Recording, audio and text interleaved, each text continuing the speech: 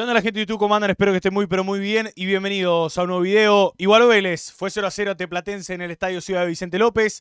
No pudieron romper el cero en el marcador. Los últimos dos campeones del fútbol argentino en un partido que, si alguien viene de afuera, era muy difícil hacerle entender que eran los últimos dos campeones del fútbol argentino porque el partido no fue bueno. Dos equipos que por el lado de Vélez no jugó bien y por el lado del Calamar tuvo que cuidarse porque jugó casi 2/3 del partido con un futbolista menos y Vélez no pudo capitalizarlo nunca. En la primera parte Vélez no jugó bien, se vio superado por Platense, sobre todo en el manejo de la pelota en la mitad de la cancha, con un Leonel Pico que para mí fue la figura del partido, porque no solo controló los tiempos de juego, sino que también metió, recuperó muchas pelotas, evitó ataques de Vélez en zonas de peligro, así que en ese sentido creo que en el global del encuentro termina quedándose con el rótulo de figura. Después, obviamente, con el pasar de los minutos, Vélez empezó a caer más su juego porque no lograba hacer pie, no lograba quedar o llegar al arco de Cossani con claridad. Un equipo que juega muy bien al fútbol, que es la base del equipo campeón y que así todo no ha perdido esa esencia porque no cambió el técnico, se le fueron muy pocos jugadores y la esencia es la misma. Los jugadores juegan de la misma manera, con un buen fútbol y con la idea también del Kiri González que se empieza a plasmar desde la intensidad, desde tratar de ponerle buen fútbol a los pasajes ofensivos. Es un equipo que tiene con qué hacerlo más allá de que los nombres son flojos, ¿no? No tiene grandes nombres, pero que desde lo futbolístico y sobre todo desde lo psicológico, mental y el sacrificio es muy alto el nivel que tiene este Platense. Un Vélez que, como decía, no logró en ningún momento asentar una idea de juego, sí con solidez en la zona defensiva, pero no con proyección en ataque, con un partido regular del mediocampo, un Bouzat que hoy no jugó tan bien, un Baeza que pasó desapercibido y lo amonestaron rápido, así que también debió abandonar el campo de juego por eso. Un Galván que lo mismo, ¿no?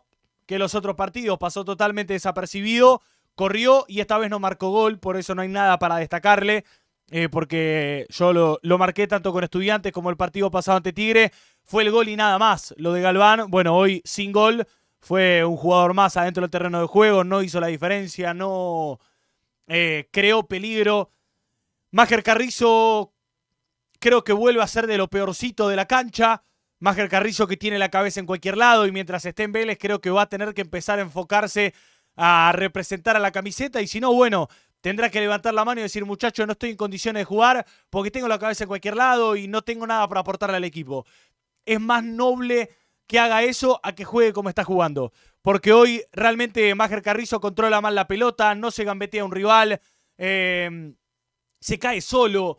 Le han pasado situaciones que a Máger Carrizo es algo poco común que le pase, porque sabemos que es el delantero más peligroso que tiene Vélez, el jugador de más vértigo que puede generar, el que puede habilitar a un compañero, el que puede definir por motus propio, pero no hace la diferencia. Este Máger Carrizo no hace la diferencia, entonces no le aporta nada a este equipo. Realmente no le ha aportado nada en los últimos 3 partidos.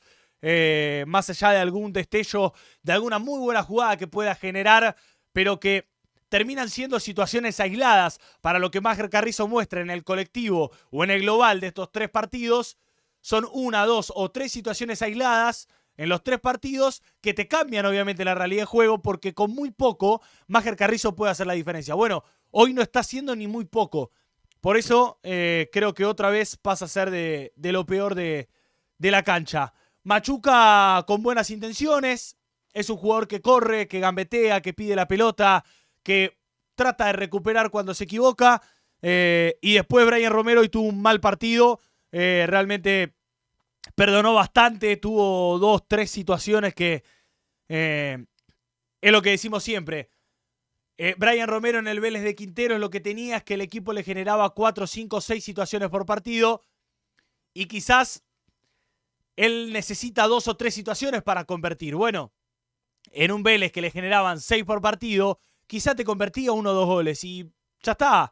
Con un gol o con 2 convertidos por partido, te olvidás, no pensás en las que erró. Bueno, en un Vélez que genera poco, que genera 1 o 2 situaciones como mucho por partido, cierrá las dos y ya quedás en el ojo de la tormenta. Y es lo que le pasa un poco a Brian Romero. No es nada distinto a lo que viene siendo su paso por Vélez. El tema es que cada vez le generan menos al delantero del Fortín, entonces queda cada vez más expuesto. Hoy tuvo una jugada que tapa bien el arquero, pero que podría quizá haber hecho más Brian Romero. Una que se riega solo y quiere meter un taco de media vuelta en vez de pegarle de cachetada a la pelota y termina errándole el remate. Y después muchas situaciones en las que quedó en posición adelantada por parte del número 9 de Vélez. Después, bueno, a ver, hay jugadores que responden siempre. La figura, sin ninguna duda, fue Manuel Mamana. El partido hoy del marcador central de Vélez fue muy bueno y demuestra lo que el técnico piensa. Para Guillermo Barros Esqueloto, Manuel Mamana es el jugador con más jerarquía que tiene este plantel. Y así lo está demostrando con el pasar de los partidos, consolidándose como la referencia en la zona defensiva, acompañado de un Magallán que hoy jugó un poco mejor que el otro día. Creo que peor de lo que el otro día no se podía jugar porque tuvo 2 yerros graves que lo llevan también a que el equipo se termine complicando solo y aparezca un gran nivel de Tomás Marchiori como siempre, que 1 o 2 por partido tiene para terminar salvándole las papas al equipo. Marchiori lo mismo, hoy volvió a tener esa fichita de 1 o 2 por partido para salvarte. Y después el remate de mayor peligro en el encuentro fue de Platense.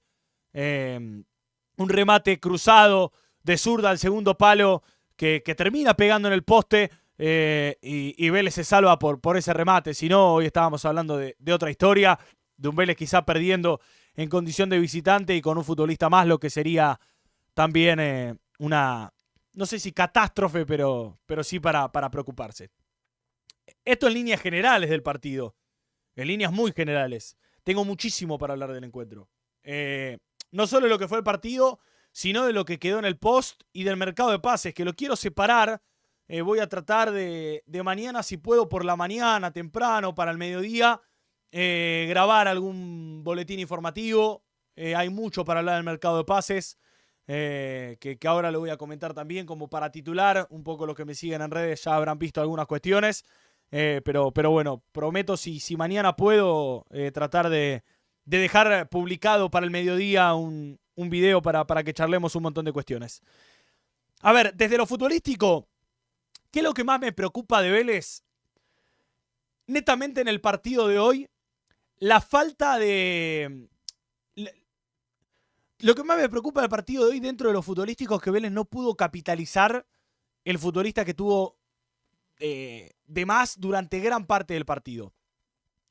Me van a decir, che, Vélez manejó la pelota en el segundo tiempo. Yo te voy a decir que sí, pero no alcanza. Con manejar la pelota no significa que sea superior. Eso es algo que a mí me gusta separar siempre, porque dicen, no, Vélez fue superior, mirá, 70% de posición de pelota. Y si ese 70% de posición de pelota son los famosos pases intrascendentes, de Gordon a Mamana, de Mamana a Magallán, de Magallán a Elías Gómez, de Gómez a Baeza, de Baeza para atrás a Gordon, y lo van moviendo, vas a tener 70, 80, 90, 99% de posición de pelota. Pero es al pedo, hablando mal y pronto. Entonces, lo que más me preocupa de este partido dentro del plano futbolístico es que Vélez no capitalizó el futbolista que tuvo por encima de Platense. Vélez jugó todo el encuentro con 11, el Calamar con 10 por la expulsión de Silva. En el primer tiempo, 2 infracciones a Máger Carrillo en el poco pasaje de lucidez que tuvo el santiagueño en el encuentro. Y Vélez no logró plasmarlo desde el juego, desde el dominio y desde las situaciones de peligro. El Calamar cierra bien las líneas, para el entretiempo rearma la defensa, lo saca a Nicolás Orsini y lo pone a Lozano, al ex lateral de, recuerdo su paso por Patronato, por Huracán, diestro, lateral por la derecha, pero que puede jugar de marcador de punta por la izquierda. Y ahí como que te rearma un poco la zona defensiva. Con Saborido, con Vázquez como la referencia, obviamente con Lozano, el retroceso de Pico y un equipo que se empieza a reconstruir desde la parte defensiva. Le cede automáticamente la pelota a Vélez y ahí el equipo de Guillermo Barros Esqueloto no supo qué hacer. Porque por momentos le empieza a sobrar gente en la mitad de la cancha, le faltaba peso ofensivo, porque Máger Carrillo no estaba y era casi un 10 contra 10. Machuca con buenas intenciones, pero no tenía con quién asociarse. Galván no sumaba en la parte ofensiva, Bouzat no sumaba en la parte ofensiva y Baeza obviamente era la referencia. Cuando cambia el esquema el Calamar, porque lo pone a Ronaldo Martínez como en un número 9, ya lo saca de ese estar tirado un poco más atrás, casi como media punta o falso 9 si se quiere, termina jugando con un 4-2-3, si lo queremos ubicar de alguna manera. Después ya pasa a tener que meter gente en zona defensiva para rearmar esa línea de 4. Entonces, Vélez estaba jugando con un futbolista más en la mitad de la cancha cuando no estaba ganando el mediocampo. Ahí ya le empieza a sobrar un jugador. Entonces, se da el ingreso de Tobías Andrada, que juega bien al fútbol, que pone la pelota al piso. Se da el ingreso de Matías Arias, que debuta en primera y pidió todas las pelotas, y encaró, y se frustró, y si bien me gusta esa sensación de que la pida, que intente, que vaya para adelante y que se enoje si las cosas no le salen, en este caso le terminó jugando una mala pasada, porque se frustraba y parecía que se le iba la cabeza del partido. Si bien tuvo un buen ingreso el chico categoría 2007. Después se da el ingreso de Francisco Piscini, otra vez Piscini por el sector izquierdo, que es al reverendo pedo, es desperdiciar un jugador en la izquierda, es volver a ponerte 10 contra 10 porque no te suma. Y entra Pellegrini por la derecha, cosa que tampoco suma. Era la inversa. Pero bueno, el técnico, si lo ve así, por algo será. Brian Romero quedó en la misma que durante todo el partido. Y Vélez en ningún momento le generó el peligro necesario a Platense para poder encontrar el gol. A mí lo que me preocupa, en síntesis, futbolísticamente hablando, me preocupó que Vélez no pudo capitalizar el futbolista de más, que las situaciones de peligro terminaron siendo la mayoría para Platense, las de mayor peligro en el encuentro, y que Vélez no le generó situaciones de gol a un rival que jugó con un futbolista menos, que tuvo que rearmar la zona defensiva, que tuvo que tirarse atrás, que te cedió la pelota, y así todo Vélez fue inferior a Platense. Porque las condiciones del partido las impuso el Calamar. Porque las formas de jugarse el encuentro las impuso el equipo del Kiri González. Y eso, para mí, es ser superior. No tiene nada que ver con el dominio de la pelota, no tiene nada que ver con el manejar los últimos 30 minutos de la pelota, de meter pelotazos al área y que terminen en nada. Porque si yo digo, ¿quién quería que se juegue de tal manera? Platense quiso jugar de una manera y se jugó de esa forma. Platense quiso que la pelota la tenga Vélez, se la cedió, Vélez la tuvo y no pudo hacer nada. Las situaciones de mayor peligro del partido, ¿quién las tuvo? Platense. La situación más clara de gol fue del Calamar. Entonces, en el balance general, yo tengo que decir que Platense termina siendo superior a Vélez. Y eso a mí me preocupa. Sin restarle mérito, porque Platense es el último campeón del fútbol argentino. No me preocupa por eso. Me preocupa por la situación y las condiciones de juego. Porque Vélez tuvo la pelota y no supo qué hacer, porque Vélez tuvo un futbolista más y no pudo aprovecharlo, porque Vélez no generó situaciones claras de gol. Y obviamente, y acá quiero ir al segundo ítem que quería hablar, me preocupa que Vélez no tiene nada en el banco de los suplentes. Guillermo Barros Esqueloto se da vuelta y no tiene nada. Es el problema de siempre al cuadrado, porque cada vez Vélez tiene menos. ¿Sí? Porque los refuerzos que llegaron, qué sé yo, vino Magallán a ser titular, porque un poco lo venía hablando en la semana, en el programa, y yo decía, creo que ya vimos el último partido de Valentín Gómez con la camiseta de Vélez y no lo supimos, que era la final con Estudiantes, y fue así, porque Valentín Gómez es nuevo refuerzo del Real Betis Balompié. Porque Montero está bien, viene a pelear un puesto, Vélez necesitaba un arquero porque Garzón se le va a reconocer siempre que se hizo cargo en un momento probablemente de los más complicados de la historia de Vélez, y respondió y mantuvo a Vélez en primera con buenas actuaciones cuando los de experiencia se cagaron y desaparecieron y se mandaron a borrar, como fue el caso de Burián y de Gastón Chilagómez. Pero ya es un ciclo cumplido y no es un arquero que me dé la sensación de que tenga las condiciones suficientes para ser un arquero de Vélez, porque no lo acompaña en la altura, porque no lo acompaña en un montón de cuestiones y porque la relación quedó rota desde la final de la Copa Argentina en Santa Fe, cuando tomó la decisión de saltar una platea a golpear a los hinchas de Vélez. Al igual que Randall Rodríguez, que anda girando por Uruguay con un permiso que le dio Vélez, mientras obviamente se le paga un sueldo para que se busque club. Es inchequeable que se esté buscando club Randall Rodríguez y que no esté con las patas arriba de una mesa ratona, no sé, jugando a la Play. Y Valdés, que vino, se lesionó el primer entrenamiento y que hoy Guillermo Barros Esqueloto confirmó en conferencia de prensa que se resintió y que va a tener para 2 semanas más. Entonces Vélez, los refuerzos son más de lo mismo.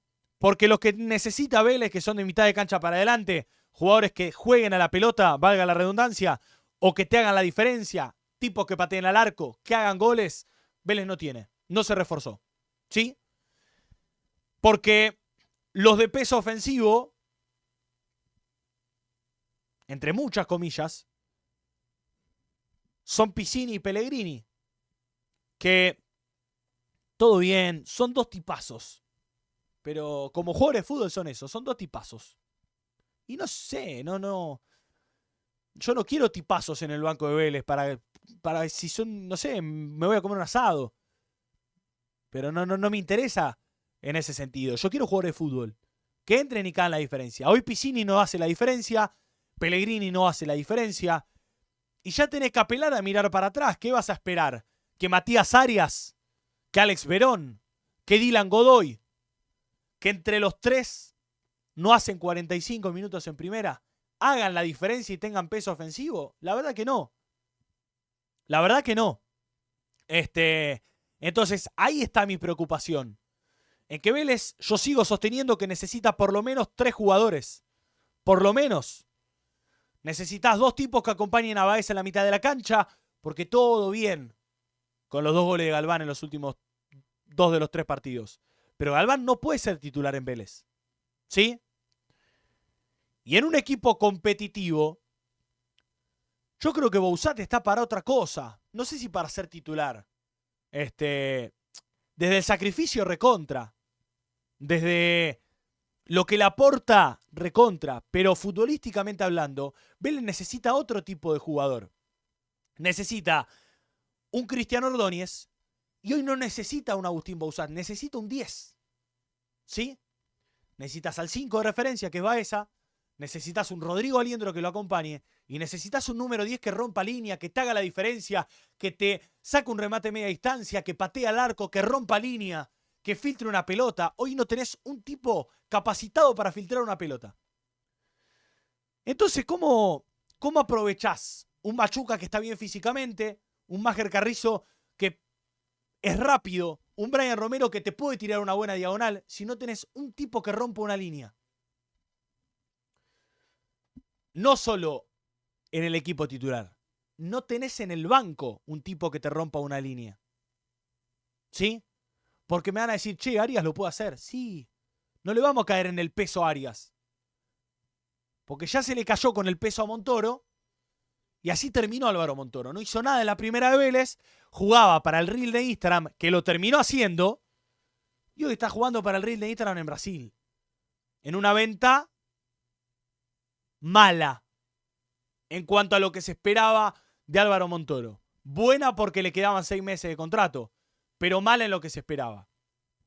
¿Sí? En un mercado de pases que se esperaba buenas ventas para poder rearmarse, terminan siendo un cúmulo de malas ventas.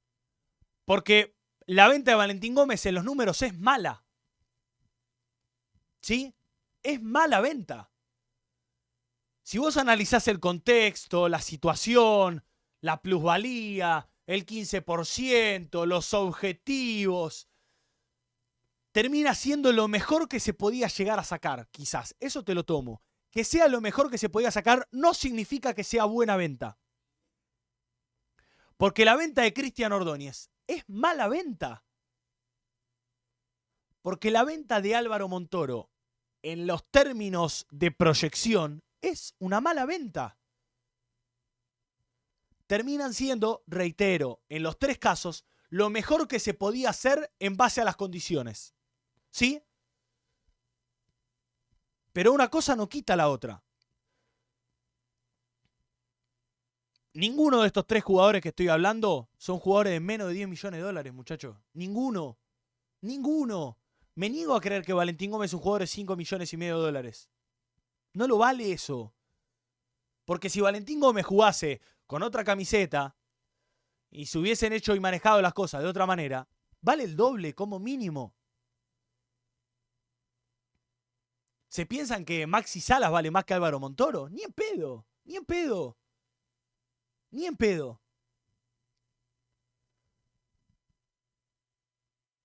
Totalmente caída la llegada de Roberto Vélez como título. Después lo vamos a desarrollar en el video si lo puedo hacer mañana para mañana al mediodía. Pero a Vélez la jodita de Robertone le terminaba saliendo entre contrato, pase, impuestos, sueldo y los chiches para el representante que no tuvo un carajo que ver pero que quería cobrar un palo. Alrededor de 7 millones y medio de dólares le salía a Vélez.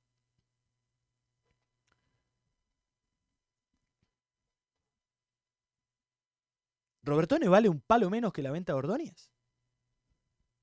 ¿En serio? Entonces, hay cosas que no se están haciendo bien. Hay cosas que no se están haciendo bien. Hay cosas que las realidades no acompañan. Pero yo, así como digo que dirigencialmente la venta de Montoro es buena, económicamente es mala. ¿Por qué esto? Porque dirigencialmente, teniendo en cuenta que quedaban 6 meses de contrato, y sacaste una buena plata.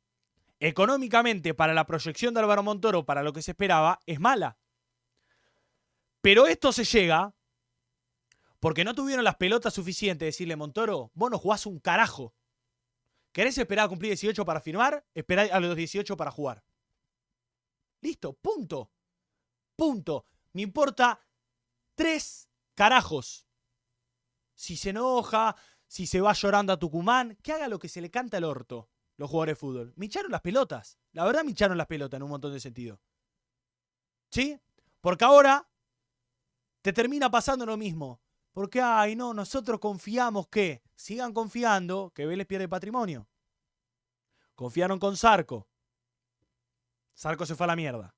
Confiaron en Montoro. Te presionó a último momento. Se fue a la mierda con una mala venta. Presionan absolutamente todos para irse. Y algo mal estarán haciendo, muchachos. Algo mal estarán haciendo. Y yo estoy esperando a una resolución con el tema Thiago Fernández. ¿Sí? Si bien yo tengo una formación, una idea totalmente formada con el tema Thiago Fernández, y la mayoría saben lo que creo con respecto a lo que debería ser el jugador, tampoco la culpa es 100% del pibe, ¿eh? ¿Sí? Hay muchas cuestiones que no se están haciendo bien. Por eso lo quiero hablar en otro momento también. Caído lo de Robertone, ya habíamos descartado el tema de Galarza Fonda. Hay que esperar. Yo creo que en los próximos días puede aparecer algo por un futbolista para el mediocampo. Y yo no sé si no están trabajando en un futbolista tapado, el cual obviamente el nombre no lo tengo. Si lo puedo llegar a tener para mañana al mediodía, mejor. Pero queda cada vez menos. La semana que viene termina el mercado de pases y por ahora Vélez está con las manos vacías. Y yo no sé, debería analizarlo en detalle, algo que no hice, si fue peor este mercado de pases o el anterior. Por ahora, ¿no? Yo voy a esperar obviamente a que cierre y después haré el análisis correspondiente. Dicho esto, Vélez rescata un punto de visitante en una cancha difícil, ante un rival difícil, ante el último campeón, con errores, sin poder capitalizar la presencia de un futbolista más durante gran parte del partido, pero Si algo destaco y coincido con Guillermo Barros Esqueloto es que Vélez defensivamente pareciera ser un equipo mucho más sólido que en el semestre anterior y empezando a pulir la falencia de la pelota detenida en contra, que era algo que lo tenía mal traer ya hace varios años, no solo del último tiempo. Dejen su me gusta, suscríbanse, activen la campana de notificaciones, síganme en las redes sociales que están acá arriba en la pantalla y también en la descripción, junto con el mail para ustedes que están del otro lado, si les gustaría auspiciar este canal, colaborar, si tenés una marca, un emprendimiento, un negocio, brindás un servicio, una empresa, lo que sea, y te gustaría colaborar conmigo, bueno, en la descripción está el mail para que nos pongamos en contacto y charlemos absolutamente todo. Podés hacerlo como lo hace Gustavo Leguizamón, que es gasista matriculado, que trabaja en la colocación, reparación de termotanques eléctricos, gas, calefones y todo lo que tiene que ver con el rubro. Trabajó en mi casa de mi absoluta confianza y se lo súper recomiendo. Y si van de mi parte, me dan una mano enorme también. Y a los amigos de tusabogados.com.ar, el estudio jurídico especializado en accidentes de tránsito. Si tuviste un choque con el auto, con la moto, no obtuviste la indemnización correspondiente, no se quisieron hacer cargo, bueno, contactar a los amigos de tusabogados.com.ar y ellos se ocupan de absolutamente todo. Tenés en la descripción el detalle para ponerte en contacto con ellos, el mail, el WhatsApp y también las redes sociales. Sin mucho más, gracias, suscríbanse y nos reencontramos en el próximo video.